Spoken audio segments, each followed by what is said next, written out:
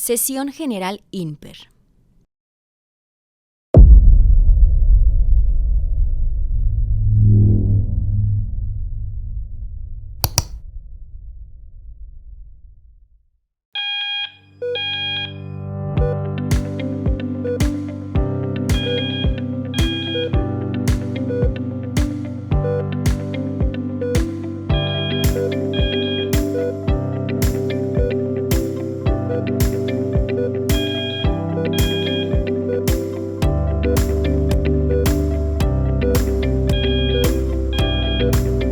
Bienvenidos.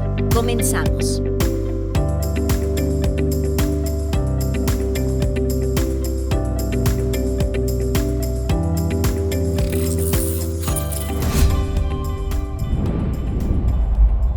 Secretaría de Salud, Instituto Nacional de Perinatología, Isidro Espinosa de los Reyes.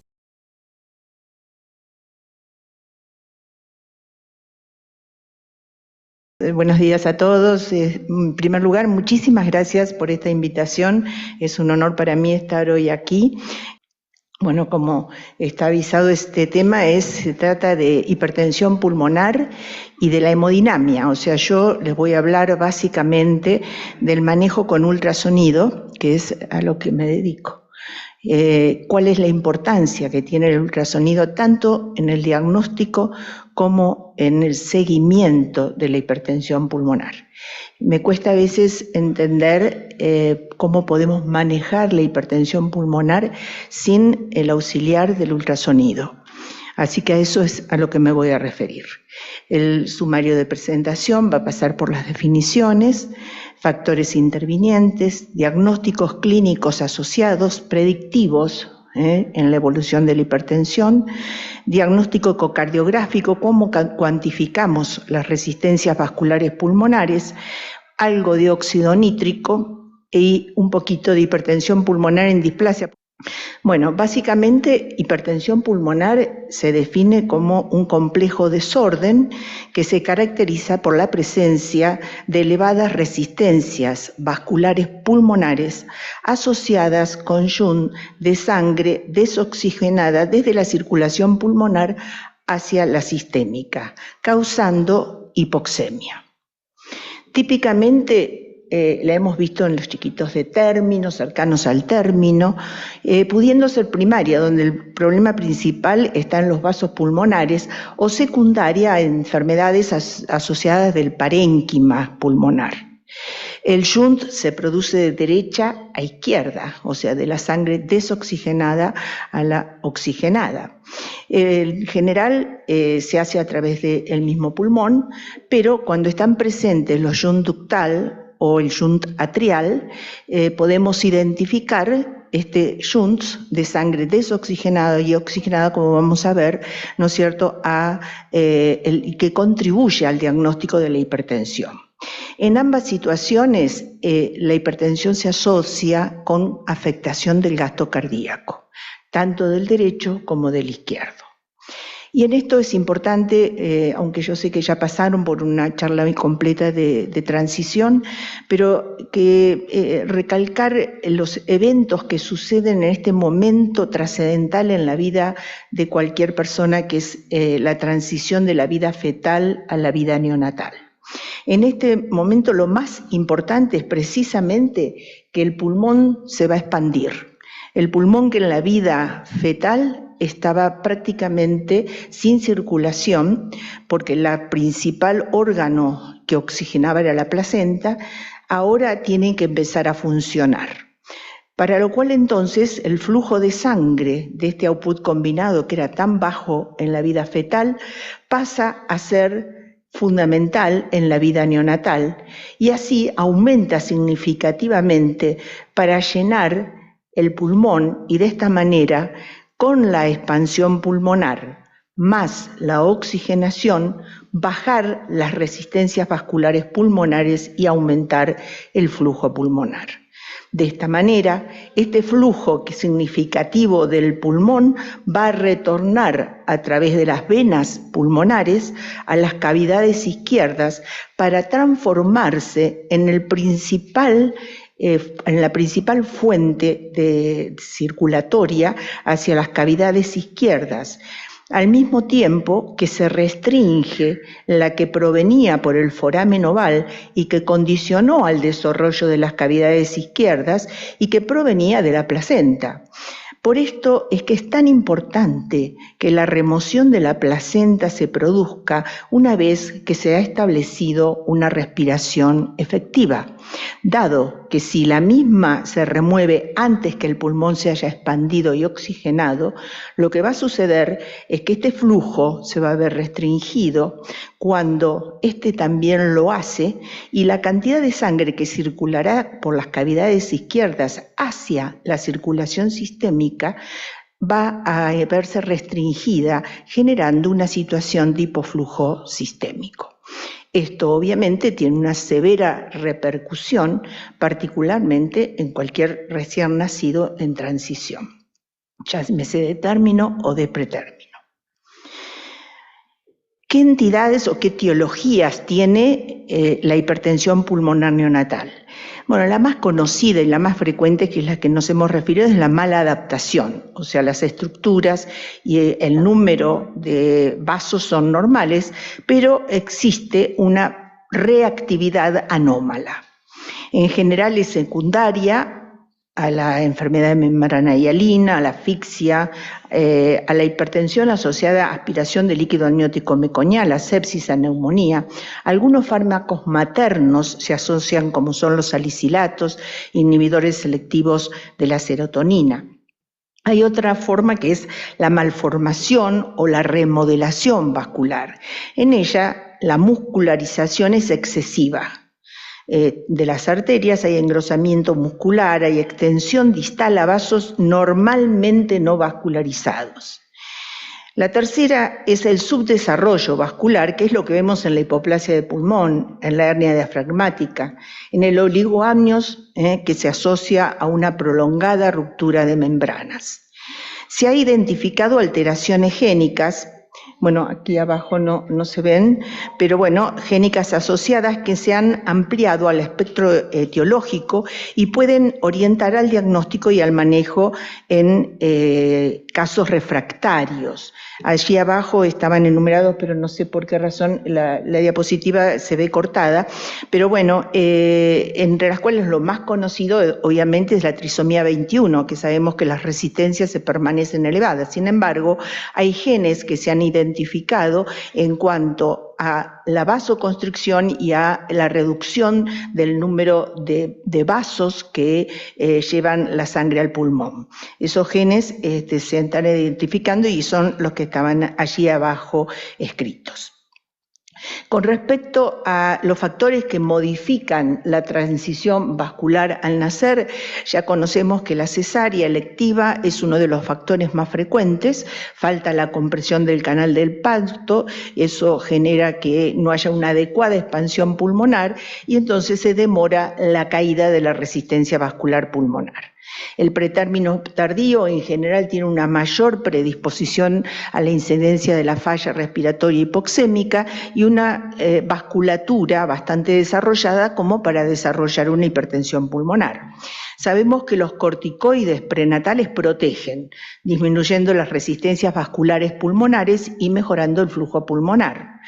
El clampeo demorado del cordón, como les comenté, ayuda a que haya una mejor transición o una transición más estable a la vida neonatal.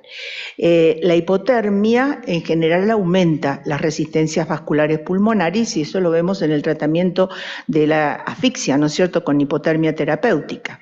Y la asfixia, obviamente, la aguda va a producir vasoconstricción, generalmente es reversible, es donde debemos actuar rápidamente, pero también hay una forma crónica que es la que, por ejemplo, el retardo de crecimiento, es un típico ejemplo, donde hay una remodelación de la vasculatura y del corazoncito del recién nacido. Por supuesto que la oxigenación es el mejor vasodilatador pulmonar con una adecuada ventilación. Ahora bien, si analizamos la fórmula de la presión arterial pulmonar, vemos que no depende solo de la resistencia vascular pulmonar, sino que nos encontramos con elementos como la presión capilar o el flujo sanguíneo, o sea que en realidad la presión pulmonar depende de la presión capilar más el flujo sanguíneo pulmonar por la resistencia vascular pulmonar. Sabemos que en general en cualquier recién nacido las resistencias vasculares pulmonares se encuentran elevadas por lo menos durante los 2 primeros meses de vida, en cualquier recién nacido de término, llegando a niveles del adulto, o sea por debajo de 25 milímetros de mercurio, recién a los 2 meses. Veamos y vamos a analizar cada una de estas formas de hipertensión pulmonar. O sea que hay una forma de hipertensión pulmonar que se asocia al aumento de la presión capilar pulmonar. Y esta es la que se asocia a la falla cardíaca izquierda, a malformaciones vasculares arteriovenosas. En cuanto a las de flujo, lo característico es el ductus, un ductus hemodinámicamente significativo que ha aumentado el flujo a nivel pulmonar hasta el límite de la capacitancia, como lo vamos a ver ahora. Esto hace a hiperflujo pulmonar. Y por último, la que nos veníamos refiriendo, que es el aumento de las resistencias vasculares pulmonares por vasoconstricción. Vamos a analizar un poquito con estos esquemas, me han salido un poquito deformados acá, pero bueno, tenemos una hipertensión pulmonar moderada, donde las presiones pulmonares se encuentran, diríamos, entre 35 y 60 milímetros de mercurio. Tenemos una resistencia vascular pulmonar elevada, que va a generar que haya un aumento en la resistencia al flujo y por lo tanto un aumento de la resistencia en el ventrículo derecho que pueda generar un engrosamiento de las paredes con una disquinesia del septum interventricular, regurgitación tricuspidia que va a afectar obviamente a la aurícula derecha, puede afectar el flujo de llegada a través de la cava, pero también va a generar un flujo bidireccional a nivel del foramen oval.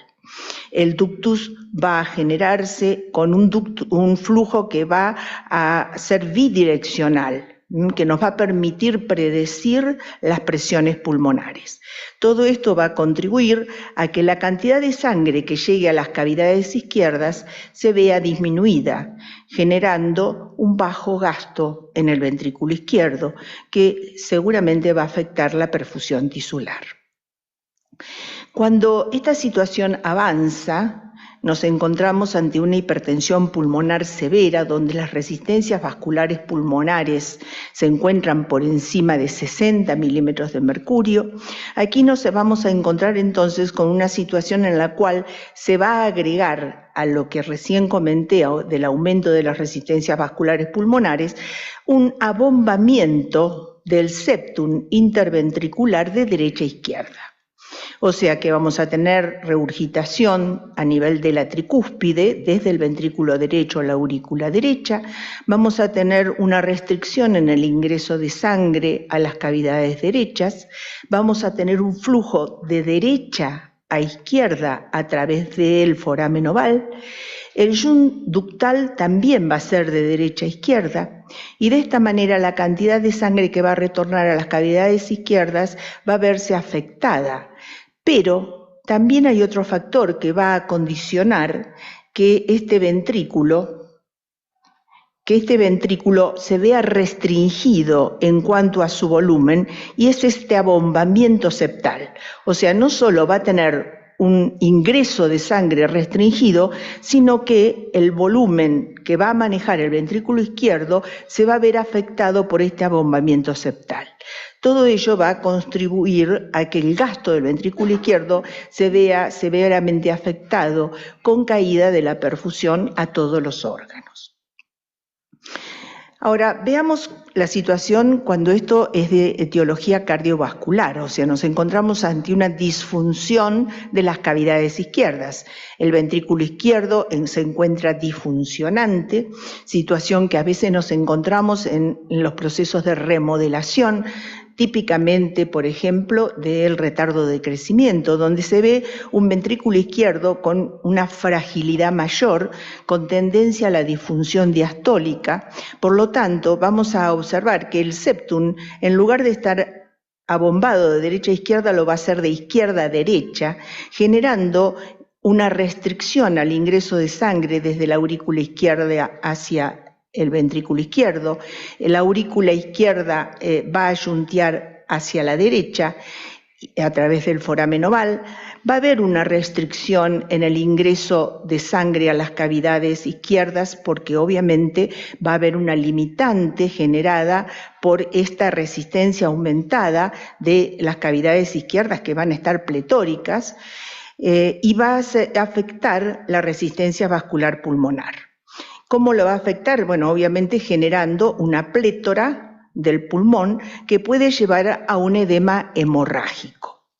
Esta situación, entonces, es un tipo de hipertensión pulmonar en la cual, si colocamos óxido nítrico, es muy probable que la respuesta no sea la adecuada, como vamos a ver, sino que por el contrario, afectemos severamente a este paciente y no sea la solución a su situación de hipertensión pulmonar, porque la causa no está en las resistencias vasculares pulmonares, en la vasoconstricción, sino en la situación hemodinámica del ventrículo izquierdo que no permite que la sangre ingrese adecuadamente y por eso el pulmón se ve pletórico.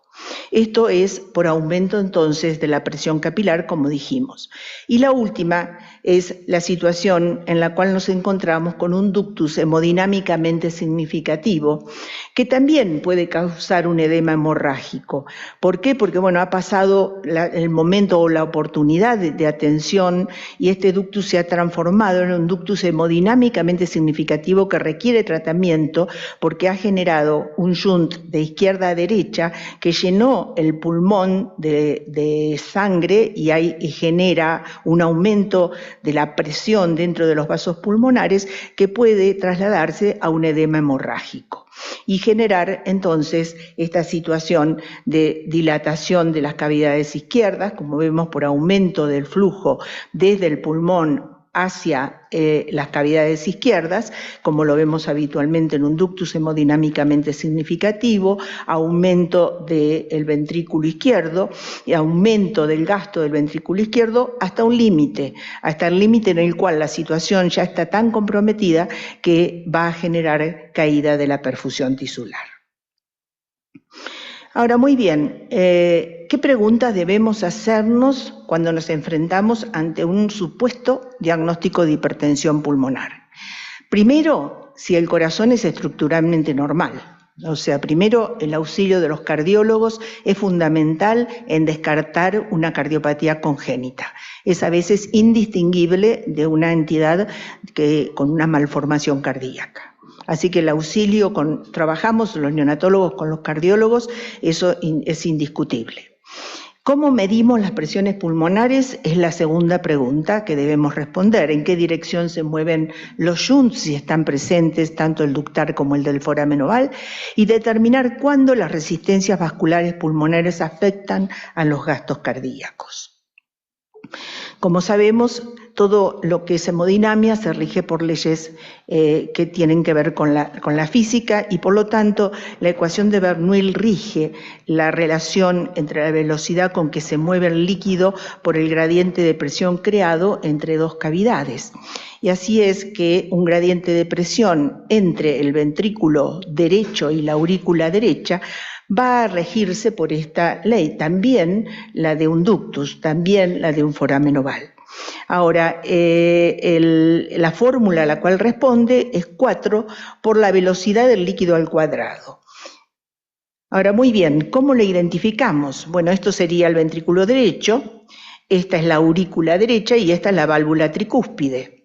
Cuando nos encontramos ante una situación de hipertensión pulmonar, vamos a observar, en general estamos haciendo, este es un corte paraesternal, estamos mirando el corazón desde adelante, el ventrículo derecho es retroesternal, por lo tanto es la primer cámara que vamos a ver, la aurícula derecha está por detrás, por lo tanto cuando hay un flujo estamos evaluando un flujo con color, lo vamos a ver como un flujo rojo. Es un flujo que se está acercando a al transductor que lo tengo colocado aquí adelante. Por lo tanto, si veo un flujo de estas características, color azulino, turbulento, estoy hablando de una regurgitación en tricúspide.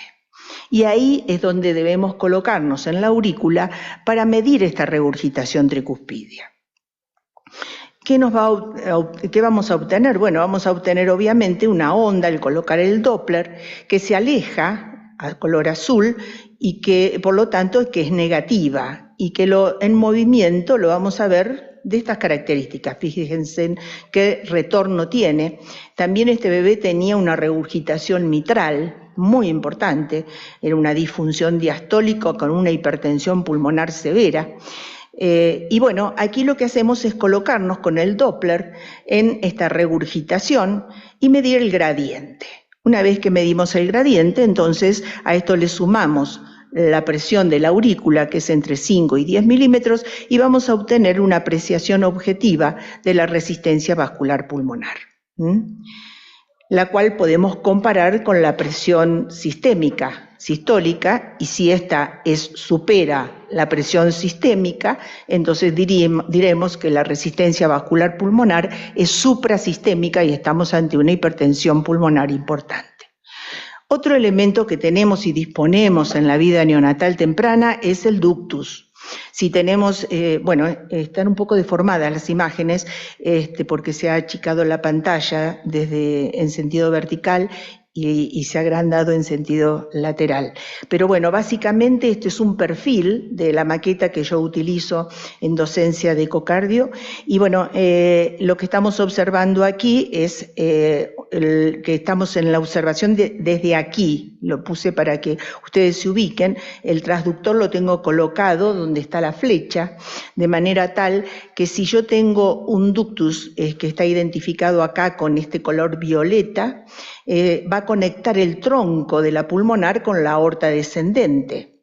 Por lo tanto, este ductus, si yuntea desde la aorta hacia la aurícula izquierda, hacia la arteria pulmonar, perdón, se va a acercar al transductor que yo les dije que estaba colocado aquí adelante. Por lo tanto, va a ser un flujo, como todo lo que se ve en cuanto a flujo color, de color rojo, pero también va a ser un flujo que se acerca, por lo tanto va a ser un flujo positivo, o sea, va a revestir estas características. Es un flujo rojo, es este ductus que está acá, que está entre la pulmonar y la aorta descendente, y si colocamos el Doppler dentro de este flujo nos vamos a encontrar con un trazado que va a ser positivo, decimos que es de izquierda a derecha.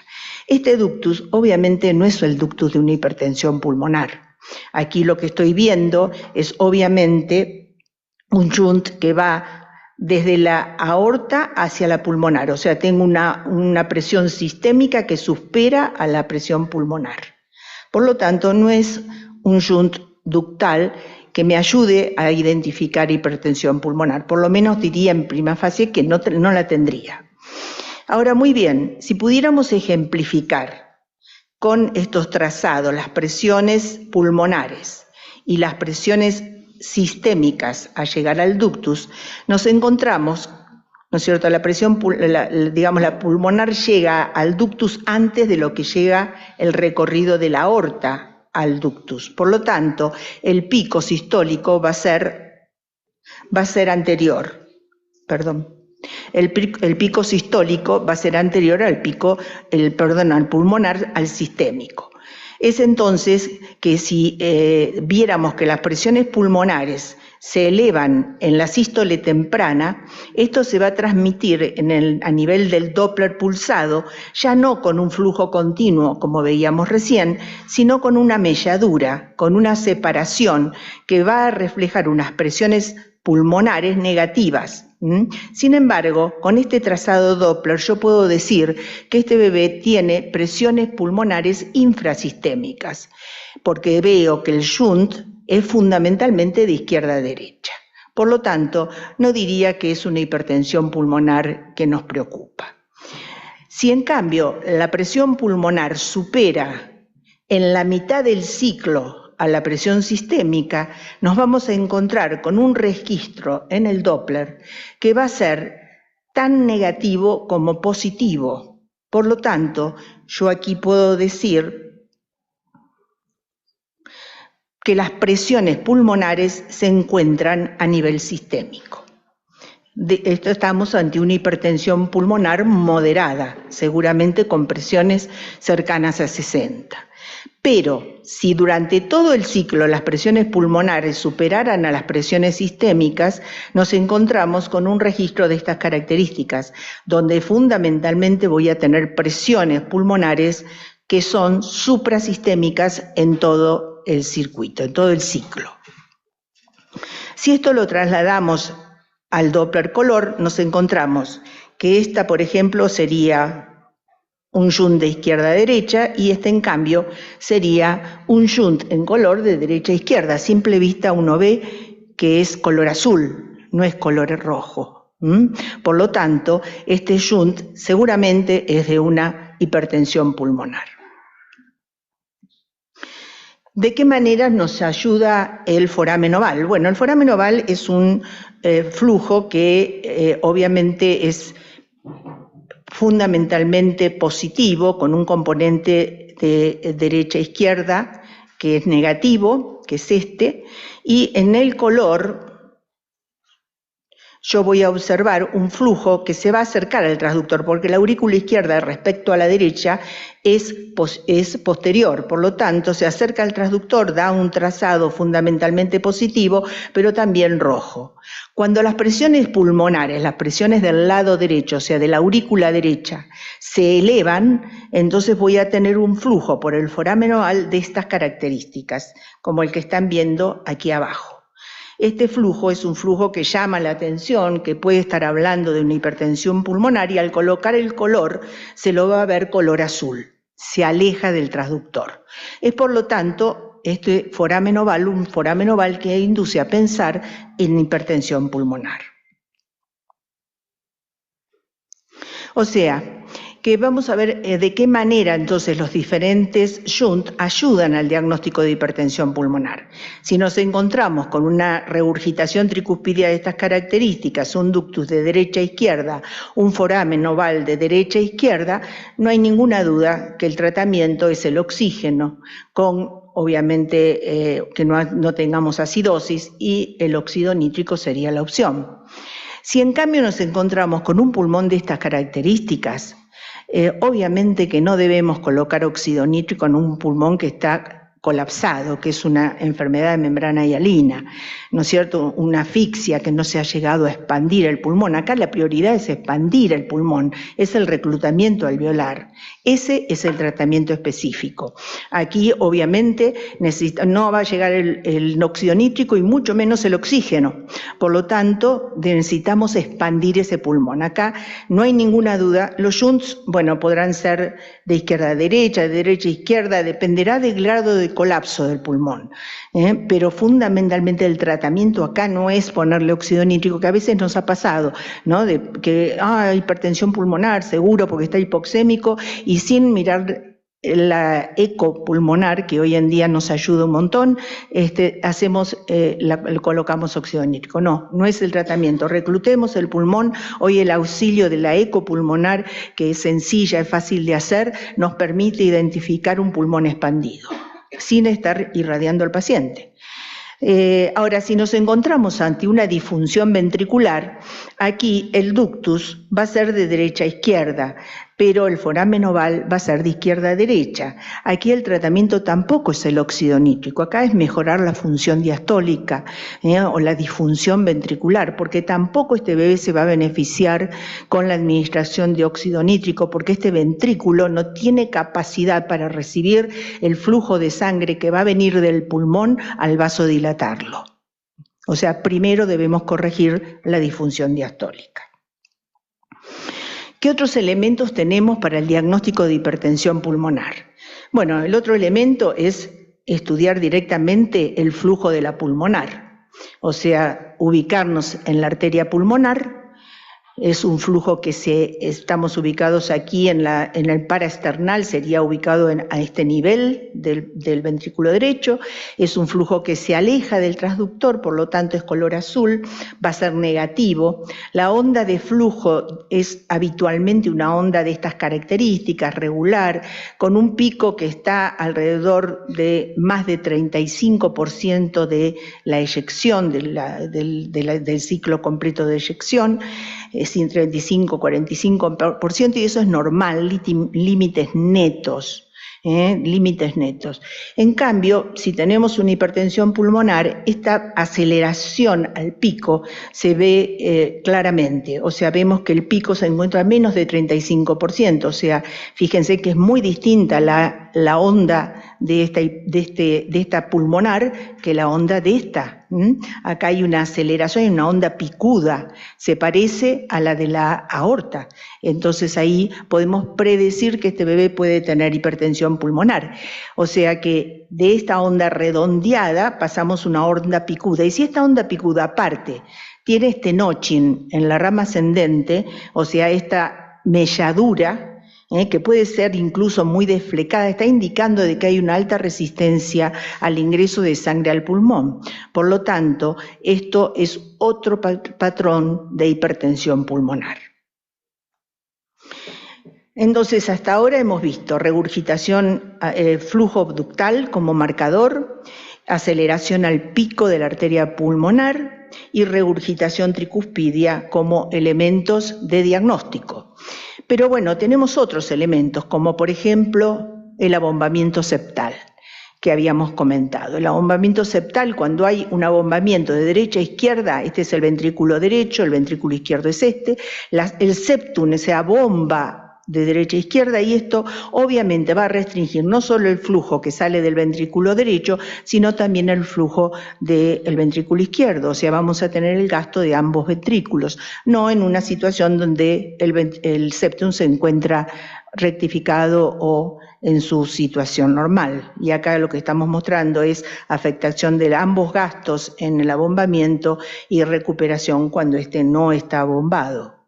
El otro tema es el flujo de retorno dijimos que cuando hay una hipertensión pulmonar, el flujo en la vena cava, por ejemplo, se puede ver afectado. Podemos ver una cava inferior, ¿no es cierto?, pletórica, una cava superior que invierte sus flujos.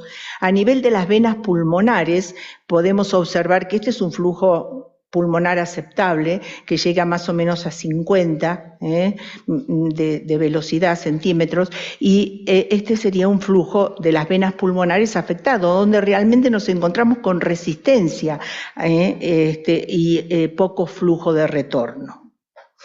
El otro tema que en el último consenso del 2024 han agregado a la identificación de la hipertensión pulmonar es la incompetencia pulmonar, o sea, a nivel de la arteria pulmonar encontrar un flujo de estas características, un flujo turbulento, y poder medirlo con Doppler. Dijimos que el flujo de la pulmonar es un flujo que se aleja, que es negativo, por lo tanto esta onda inferior sería la onda típica de la pulmonar. Cuando hay una onda positiva de estas características y un flujo turbulento y está descartada la estenosis pulmonar, que es otra de las entidades que pueden confundir, ya por cardiología lo ha descartado, entonces bueno, ahí obviamente podemos medir esta incompetencia y cuantificar la resistencia vascular pulmonar y compararla con la sistémica. Ahora, muy bien, brevemente algo de óxido nítrico. Sabemos que es un potente vasodilatador selectivo del pulmón.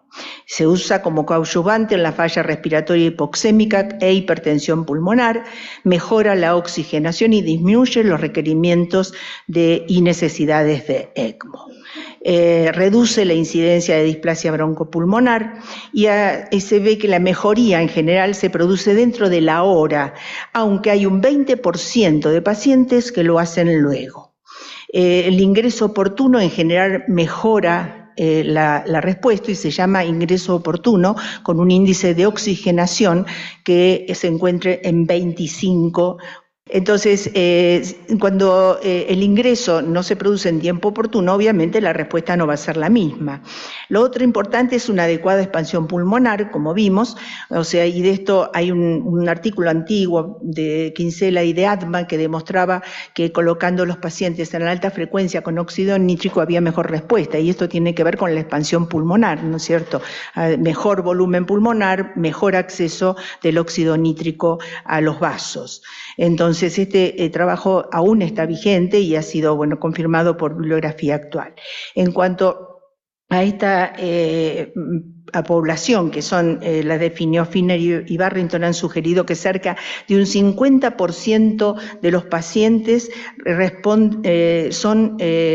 solo responden al óxido nítrico. Y cuando se analizan las causas de los no respondedores, acá las causas serían, primero que la patología pulmonar sea tan severa que el tratamiento con el óxido nítrico obviamente no sea efectivo. Segundo, que el ingreso sea demorado, como dijimos recién, con un índice de oxigenación más alto del debido.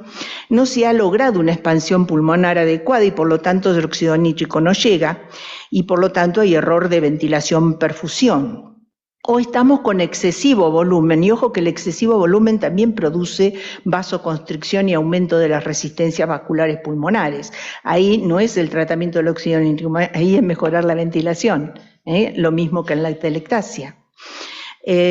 No ha sido evaluado completamente el paciente, o sea, nos encontramos ante una situación, por ejemplo, de compromiso hemodinámico, como es disfunción ventricular izquierda, o alguna patología que se nos pasó por alto. Esto es graficar más o menos cómo podemos seguir a través de la ecocardiografía y de la regurgitación tricuspidia un paciente con hipertensión pulmonar. Por ejemplo, acá teníamos este niñito que estaba en alta frecuencia con 46 milímetros de mercurio de presiones pulmonares y hace un evento de hipoxia que lo lleva a requerir óxido nítrico y vemos que las presiones pulmonares se elevan significativamente y al colocar el óxido nítrico, si uno se queda al lado del paciente, como dijimos que responden dentro de la primera hora, podemos ir midiendo la respuesta al tratamiento y ver cómo la onda de regurgitación tricuspidia se va achicando y por lo tanto la resistencia la vamos viendo cómo se va mejorando. Por lo tanto, este es un ejemplo simple de cómo podemos monitorear la efectividad de un tratamiento como es el del óxido nítrico. O sea, para ir simplificando, ante un paciente hipoxémico, primero descartar una cardiopatía, o sea, cardiología al lado nuestro. Segundo, errores de ventilación-perfusión, que esto hoy en día con el uso de la ecografía pulmonar es fácil de seguir. Y allí si todo esto no sucede, entonces veremos si es una vasoconstricción. Tenemos patrones ecocardiográficos que lo pueden definir claramente y allí entonces utilizaremos el óxido nítrico, el oxígeno primero obviamente antes que el óxido nítrico, una adecuada oxigenación y en lo posible, y si no responde al oxígeno, el óxido nítrico. Puede ser por hiperflujo, entonces en ese caso podemos tener entonces un ductus hemodinámicamente significativo cuyo diagnóstico también es ecográfico. Hoy en día es el gol estándar de identificar un ductus hemodinámicamente significativo el uso del ultrasonido. Y por último, si la presión capilar se encuentra afectada, entonces allí tendremos también los patrones de función diastólica, que no se los voy a detallar ahora porque no vienen al caso, pero hoy disponemos de elementos ecocardiográficos que están claramente detallados en los consensos y en los cuales nos podemos valer para poder identificar una disfunción diastólica y una alteración o una remodelación ventricular izquierda. Así que, ante una hipoxia, ustedes saben que la hipertensión pulmonar, por todo lo que comenté, cursa habitualmente con hipotensión sistémica. ¿Por qué? Porque compromete el gasto, y al comprometer el gasto, obviamente, cae la presión arterial. Entonces, si hay hipotensión, yo tengo que identificar si los componentes de la presión arterial, que son flujo por resistencia, cuál de ellos se encuentra alterado. Entonces, si es el flujo que se encuentra alterado, yo lo que voy a necesitar es mejorar la función, dándole dobutamina, eventualmente verían milrinona, pero si eventualmente si la situación, ¿no es cierto?, de hipertensión es significativa, puedo recurrir incluso a las prostaglandinas para tratar de mejorar el flujo a través del ductus y de esta manera, ¿no es cierto?, bajar las resistencias pulmonares y aumentar el flujo sistémico. Si la función diastólica sigue alterada con el uso de dobutamina, recurrir a milrinona o al levosimendan, del cual empieza a haber bastante bibliografía y de utilidad en el neonato. Si en cambio son las resistencias a las que se encuentran comprometidas o ambos están comprometidas, ¿cuáles afectarían menos, ¿no es cierto?, de las drogas que utilizamos a las resistencias vasculares pulmonares? Bueno, la noradrenalina es una de ellas, activa los alfa-adrenoreceptores y libera óxido nítrico, por lo tanto sería una. Pero la vasopresina, que quedó acá desfasada en el cuadro, es hoy la de elección, porque actúa en hipoxia y en acidosis. Aparte, tiene un receptor específico, el pulmón, que es el B2, en el cual, produce vasodilatación. Y también produce vasodilatación del lecho coronario, por lo tanto, tiene una doble función que es interesante la vasopresina. Y si la función diastólica se conserva, recién ahí entonces uno recurre al óxido nítrico. Si en cambio cursa con hipertensión, veríamos si la función diastólica es normal, ahí colocaríamos óxido nítrico. Pero si la función diastólica está alterada, entonces ahí debemos mejorar primero la función diastólica y luego utilizar el óxido nítrico. Si la respuesta se aplana, que ustedes lo habrán visto más de una vez, o sea, está en óxido nítrico el paciente, pero no puedo sacarlo del óxido nítrico, está aplanada y lleva unos días en 20 partes por millón, no llegué a bajarle un poquito, pero se afecta la oxigenación. Ahí, lo que se recomienda es la milrinona como reponedor de ATP, que actúa como coadyuvante y permite el descenso del óxido nítrico. O sea que generaría un aumento de la respuesta para poder bajarlo y suspenderlo. Así que brevemente, displasia, ya saben que la displasia broncopulmonar cursa con incremento de la resistencia vascular pulmonar, con disminución del flujo circulante en el lecho pulmonar y por lo tanto sobrecarga las cavidades derechas, pero que la inflamación que produce induce a la liberación de citoquinas proinflamatorias responsables de estrés oxidativo, altos niveles de catecolaminas, menos receptores del factor de crecimiento de los endotelios que conducen a remodelamiento de las paredes vasculares arteriales que se tornan rígidas y evolucionan a hipertensión sistémica. Bueno, disculpen la superposición, no sé por qué pasa esto, pero bueno, esto conduce obviamente a hipertensión sistémica, a hipertrofia del ventrículo izquierdo, con un ventrículo izquierdo generalmente con muy baja reserva y por lo tanto puede generar, es la causa de la disfunción diastólica, a veces de muerte en el requerimiento prolongado de oxígeno, de muerte súbita en estos pacientes. Por lo tanto, el monitoreo de la presión arterial en el paciente con requerimientos prolongados de oxígeno debe ser una rutina de cuidado. Del mismo modo, el control ecocardiográfico a fin de identificar y detectar la disfunción biventricular y evaluar con los cardiólogos la elección terapéutica más apropiada. Recordar, por último, que hay una ventana óptima de diagnóstico de la enfermedad temprana de displasia y que podemos actuar, y tratar con una respuesta más aceptable que si esta se transforma ya en enfermedad tardía, donde ya va a haber hipoplasia vascular pulmonar, hiperplasia del músculo liso, rigidez vascular, extensión al músculo liso arterial de los vasos distales, y bueno, y aquí esta entidad ya va a ser difícil, es probable que evolucione con hipertensión pulmonar en otras etapas de la vida.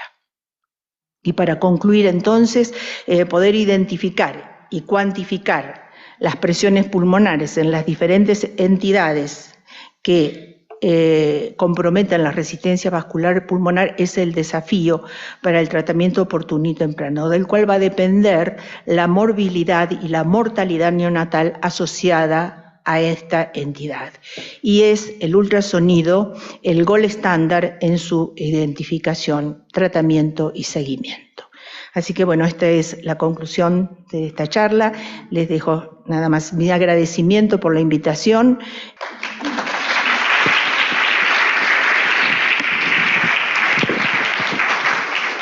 Bueno, tenemos unas preguntas para usted, doctora. Por supuesto. La primera es, bueno, con base en su experiencia en la ecocardiografía, sobre todo para pediatras y neonatólogos que a lo mejor todavía no están familiarizados con la ecocardiografía al pie de cama de los pacientes, ¿qué cambios tempranos cree que un pediatra que vaya empezando en esta cuestión y qué cortes a lo mejor podría sugerir que busque intencionadamente para ver como que datos tempranos de una hipertensión pulmonar?